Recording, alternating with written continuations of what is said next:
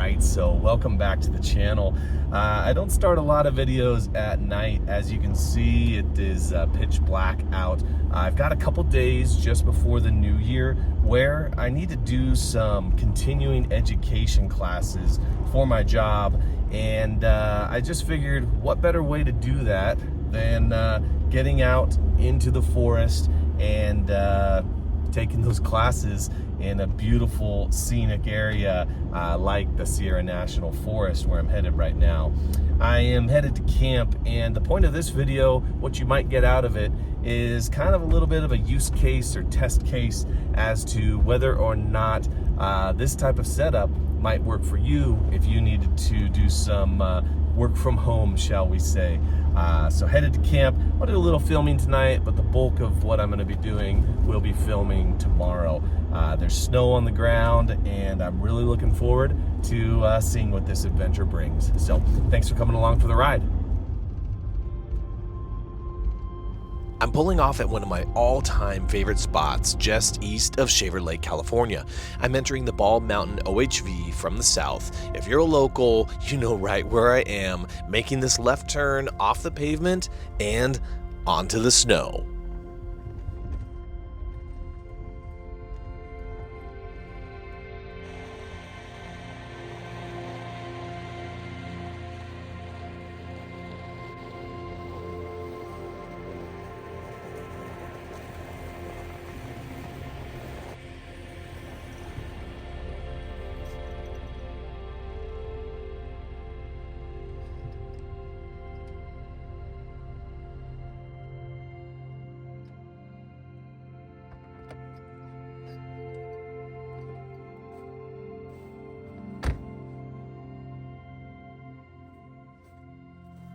It's the start of a new year, and it's the perfect time to make a New Year's resolution to get out into the wild more in 2025.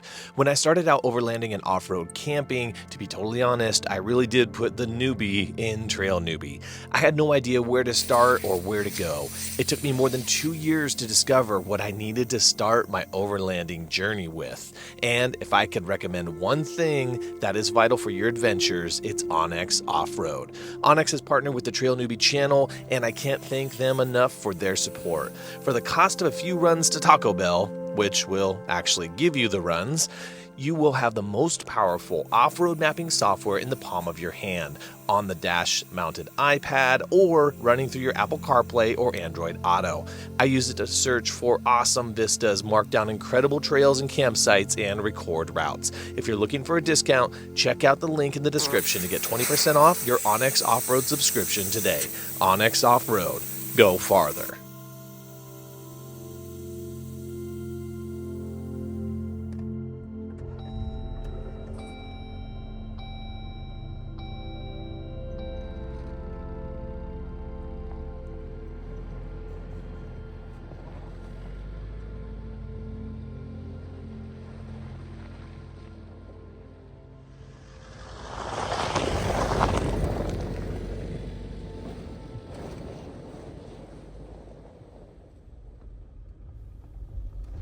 There's something about a landscape covered in snow. There are 8 billion people in the world, and it's estimated that nearly 2/3 of the world population has never seen snow in real life. Perhaps they've dreamed of it or seen it on TV or a movie, but they've never heard that soft crunch under their feet or cast their eyes on the beauty of a snow-covered forest. It's nights like this that I have to take a moment and recognize how fortunate I am to have the Sierra National Forest in my backyard. Pulling up here to what we call the Green Gate. This gate stays open year-round for access to the OHV. I'm hoping tomorrow I might get to see a few caravans of off-roaders taking advantage of these perfect conditions for some snow wheeling. All right, getting closer to camp, and there's a little bit of a hill climb here. So I'm in 4-low, and I just locked up front and rear axles. We'll see how this goes. Hopefully I don't end up slipping and sliding too much. Here we go.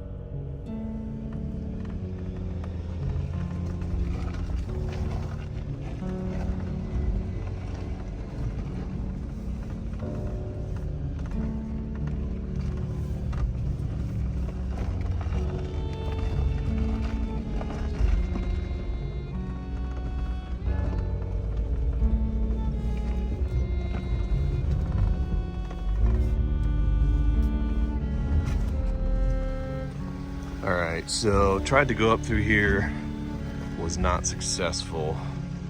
It's pretty steep, it's hard to tell on camera, but I'm gonna try to maybe get a little momentum and make my way up.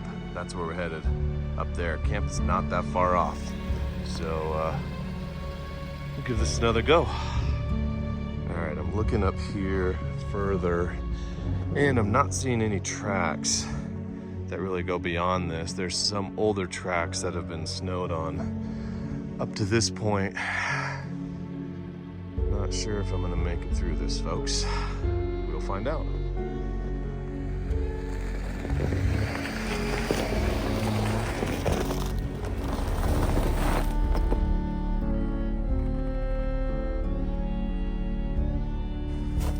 All right, so unsuccessful. As you can see, those tracks are probably a couple weeks old, and it's snowed a little bit since then, and I'm trying to get up there. I don't think it's gonna happen.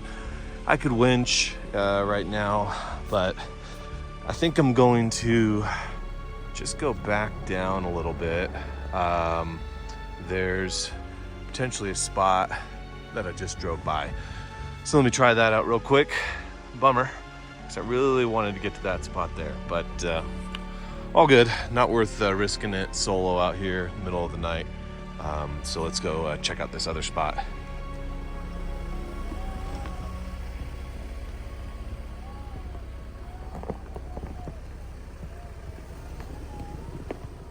All right, before I try to get the Jeep over here, there's kind of a rock that you've actually seen me up on top of in a video I did with the Adventure Squad, and it's right here. It's kind of a rock you can drive up one side. As you can see, it looks like some people had some fun maybe sliding down it. It'd be good to get right up on top of this,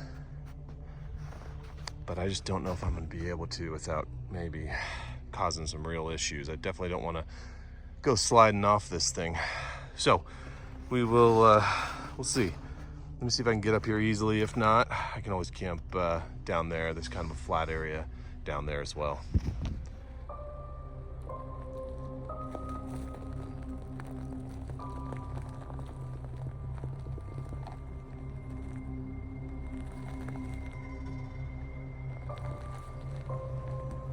I'm trying to gain traction, but nothing is grabbing. It's so difficult to see on camera here. Everything looks so flat, but I'm trying to go up about a 4 to 5 foot incline. That's definitely a challenge. Here you can see me sliding on the granite rock, which is covered in ice.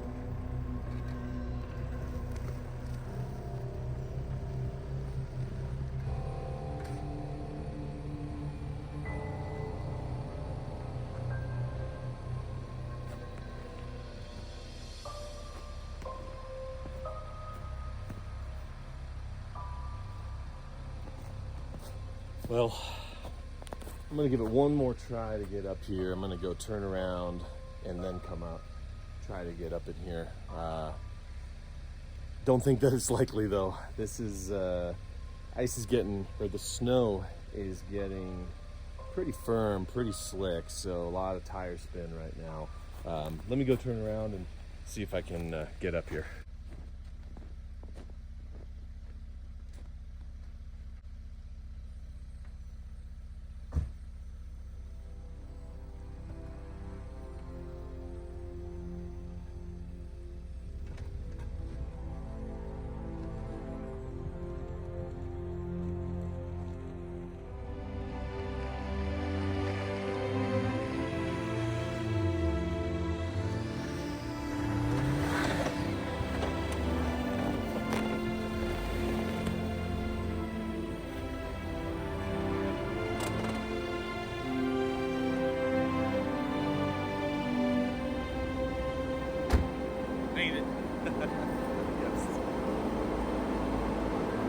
All right, that was not easy. I'm gonna get repositioned and kind of all lined up here. And this is camp for the night.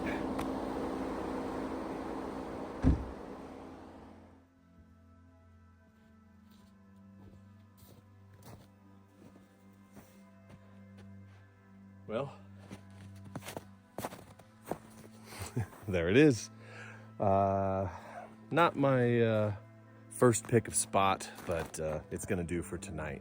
So I'm gonna go ahead and get the tent set up, get a little light out here with my Light Ranger by Devos, and maybe just have a little food before bed.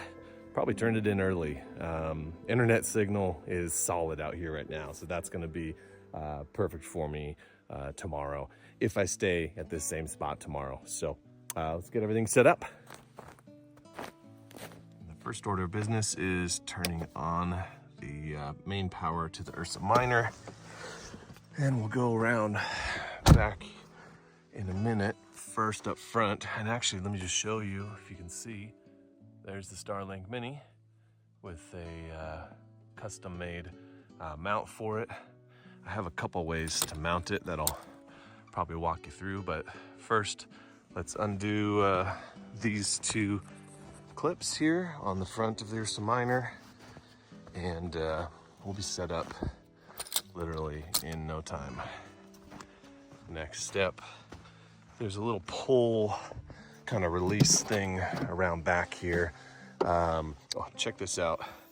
Rhino Off-Road, my good buddy, sent this to me for Christmas. This is the cutting board that comes with the Outback Adventure Products table. And mine was showing a little bit of wear and tear, so he got a brand new one for me and had it laser etched. I think it looks awesome. All right, so let's get up into here, and there's a little pull tab there, and we're doing this in the dark. Hopefully you can see as much as you want to see, that is. Go ahead and push that up. Step up here on the bumper and go ahead and push this all the way up. Now, one thing you need to be careful of is my Starlink cable. I told myself I wasn't going to do that, pushing that up without kind of releasing some cable there. Hopefully it didn't unplug it, but I think it's probably fine. And I'll double check that here in a second. But there's the Starlink and the tent almost all the way extended. Let's go up here, give it another little push. There we go. And there you have it. Tent is fully deployed there and ready to go. It's amazing what a little light will do. Whether it's a powerful set of off-road lights or something simple to provide a little visibility at camp, I think we take for granted how important light is. If you grew up going to church like I did, you'll remember the song, "This Little Light of Mine."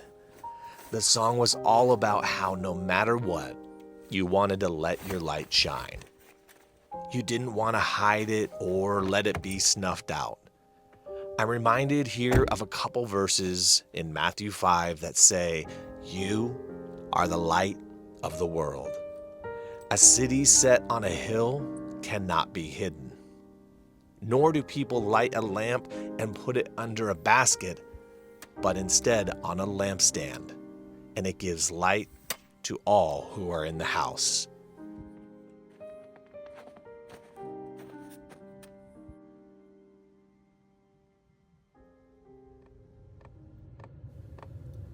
Okay, I've had tons of people ask about how I stay warm, and I do so with this custom-built diesel heater. Here's the air intake. I have just about a third of a tank of diesel, and I'm running all this off a 12-volt plug on my battery inside the Jeep. And over here is the muffler, which I've cut off, and the hot air outlet, which I run through an 8-foot insulated duct that I got on Amazon, and it goes through the side there. If you need one built, ask me. I know a guy. Up inside the tent, you got the hot air coming in here. Just got it on low right now, and then fresh air, so pulling it from inside, and that helps kind of regulate any potential that there would be a carbon monoxide issue or anything like that.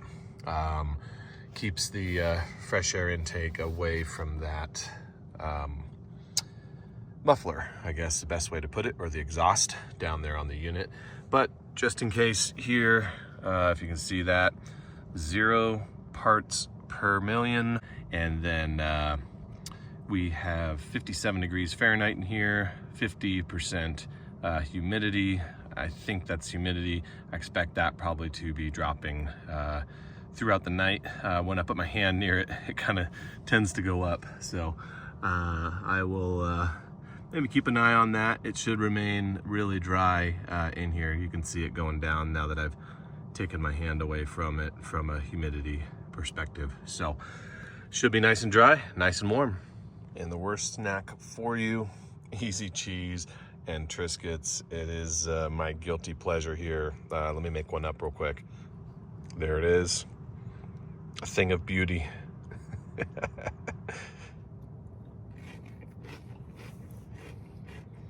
Don't knock it till you try it. All right, I'm gonna finish chewing and then talk. Gonna call it an early night. It's about 9:30, 10 o'clock, something like that. So next thing you're gonna see is gonna be the morning. Here we go.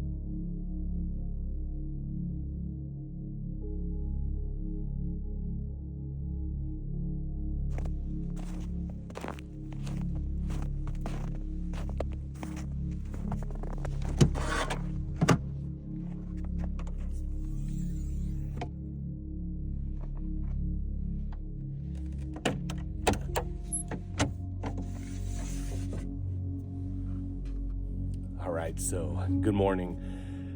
Great night's sleep last night, no wind, had that diesel heater running, and almost ran out of fuel. I was running it on medium to high, and just kind of, if I'd wake up in the night and need to adjust it, I would do that.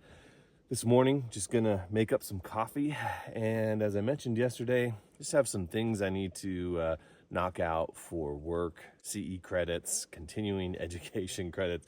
Nothing too exciting there, but gonna get everything set up for that, knock some of that out here today. Couldn't do that without my Starlink. I ran it all night. That's the Starlink Mini, and one interesting thing about it is they do have an internal warmer. So temperatures like this, it'll turn the warmer on because it thinks it needs to potentially melt snow on the surface of the Starlink. I turned that off, and the typical power draw from the Starlink Mini was right at around, I think 20 watts, something like that. So you could run that thing for quite some time. If you had the warmer running, it's gonna run, I think, around 60-ish watts or so. So you definitely want to keep an eye out for that if you need to have internet for a long period of time. I'm gonna get everything going here. Like I said, a little bit of coffee and get this day going. Just a beautiful, beautiful day. So I've only got kind of one drawback with my setup right now, and that is when the table is deployed, the drawer, if I pull this out,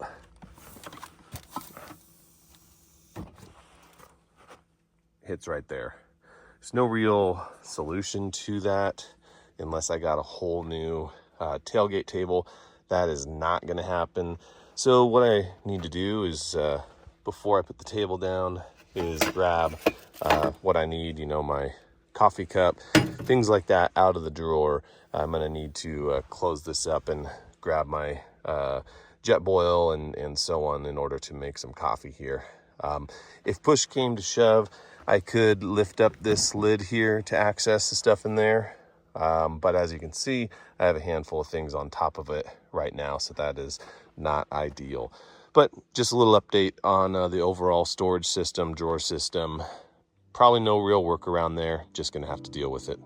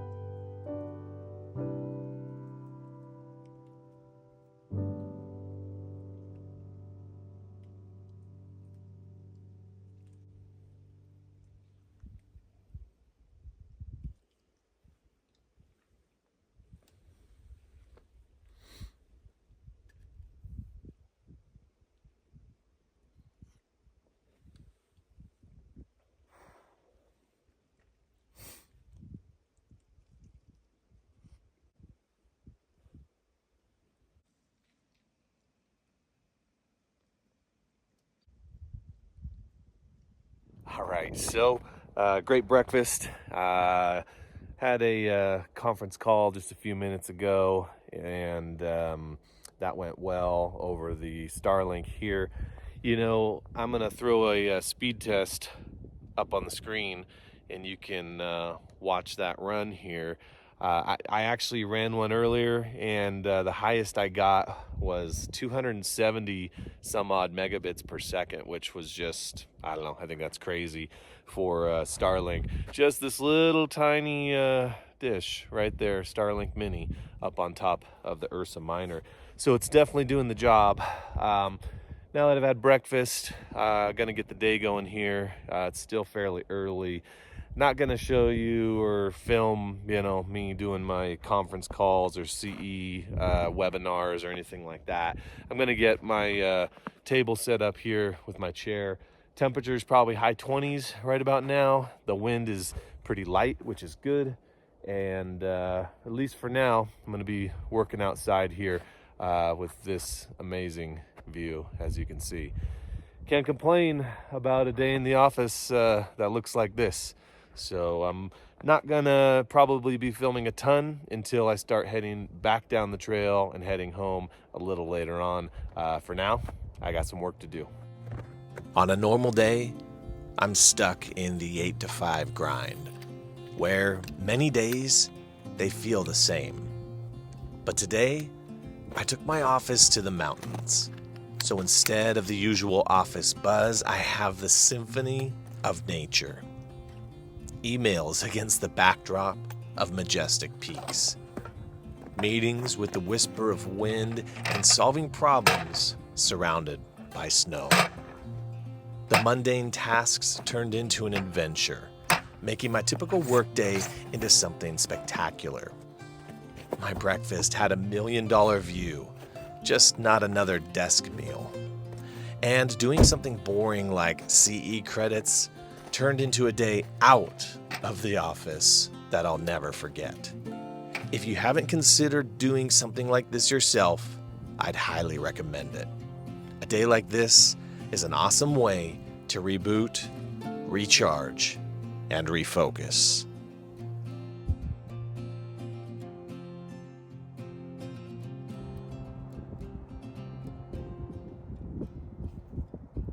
The breeze picked up a bit, but there was a familiar sound off in the distance. It could only mean one thing: snow wheeling. Let's go.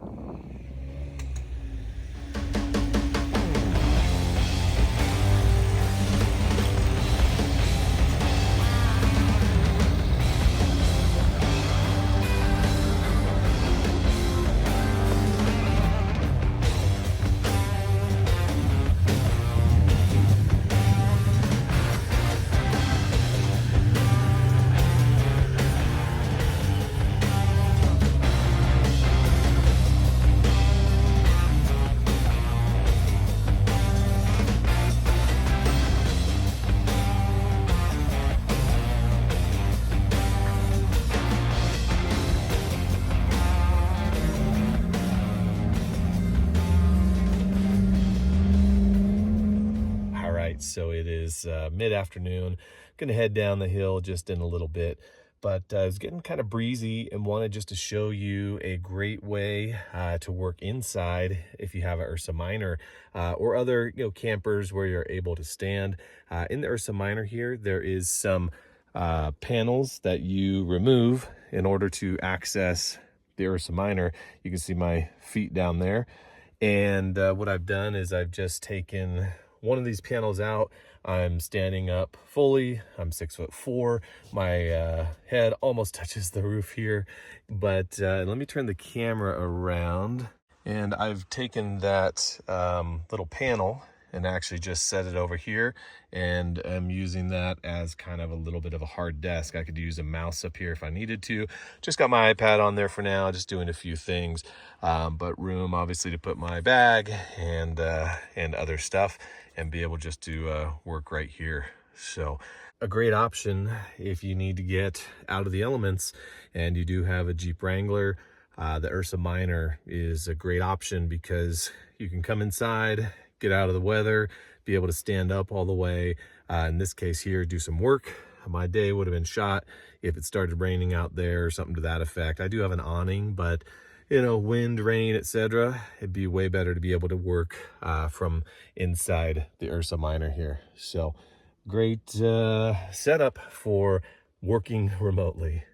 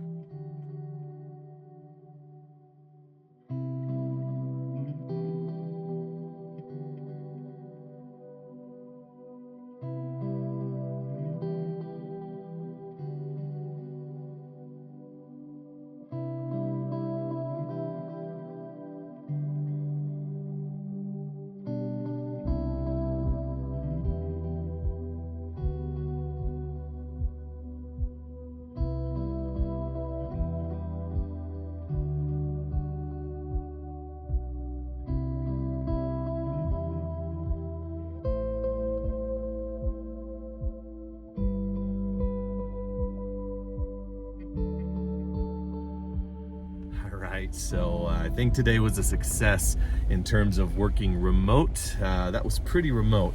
I got a lot done, which was great. Stuff that I just needed to do. Getting out into the snow like this gave me a little bit of inspiration to knock out some things that kind of mundane, not that exciting to do. So headed back down the mountain now. I do just want to say thank you so much. At the beginning of 2024, I said my goal was to get to 10,000 subscribers, and at the end of 2024 I ended up with, which totally blew me away.